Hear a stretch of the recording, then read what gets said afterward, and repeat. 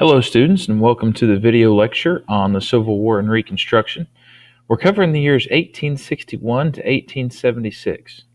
Now, the Civil War itself only lasted from 1861 to 1865, but we are also discussing Reconstruction. Reconstruction occurred from 1865 up until 1876.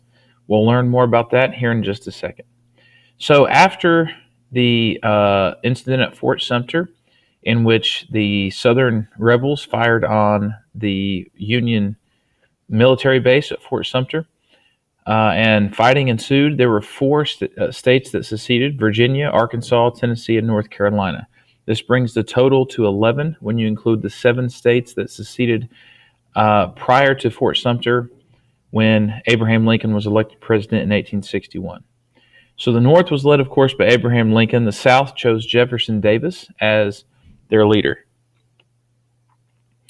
Now, the goal of the Union at the outset of the war, the goal of the North was to preserve the Union. They were fighting to keep the country together and for us to not have 2 separate countries in this continent, but one single country.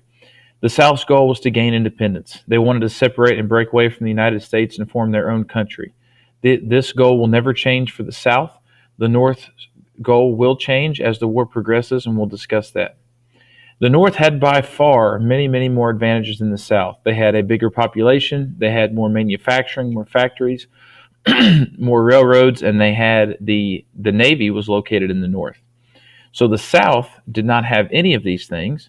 However, they were more motivated for their cause. If you remember, they were fighting for independence, and they did have better generals. The top military leaders in the nation at this time lived in the South, mainly in Virginia. Now, the strategy for the North was known as the Anaconda Plan. It was to cut off the South and starve it into submission. They wanted to control the seaports, they wanted to shut down the Mississippi River, and they wanted to cut all railroad and other land access from the South to anywhere that they would need to go to get supplies. The South, basically, their goal was to fight a defensive war. They were going to be on the defense and defend against attacks until, hopefully, the North was tired of fighting and gave up. Now, the military leader of the North after a certain time was Ulysses S. Grant. We had others before Grant, but Grant was the one that was the most successful and that we associate with the Northern Army. The leader of the South, of course, was Robert E. Lee. An interesting fact is that Robert E. Lee was actually offered the command of the Northern Army, but ultimately decided to stay and fight for his home state of Virginia. The Battle of Bull Run occurred in 1861, and what we're going to do now is run through just a few of the most famous battles. I'd like to spend more time, but because of the standards and our pressing time, we're just going to kind of give a summary of some of the most important ones. This was the first major battle of the Civil War after Fort Sumter. It occurred, of course, in 1861. The Confederate States of America won this battle. Some interesting facts. The North and the South both thought this would be a very, very short conflict.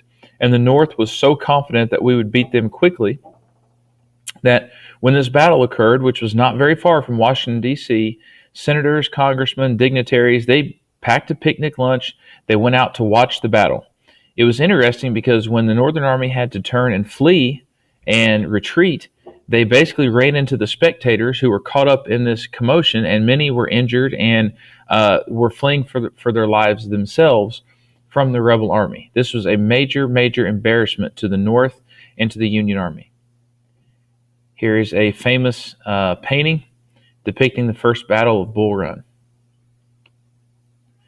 The Battle of Antietam occurred in 1862. The winner was the United States, and this was the single bloodiest day of fighting occurred during the Battle of Antietam. This was a major, major loss for the South. They lost many, many, many men that they could not afford to lose because they couldn't replenish them because their population wasn't near as much as the North. The Battle of Fredericksburg occurred in 1862. This was a major win for the Confederate States of America, for the rebel army.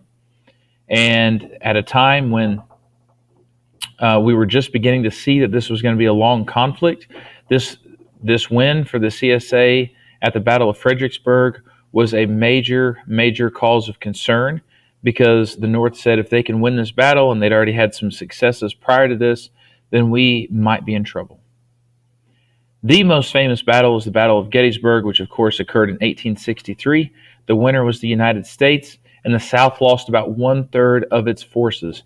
This was the turning point of the war because the South was never able to recoup from this loss.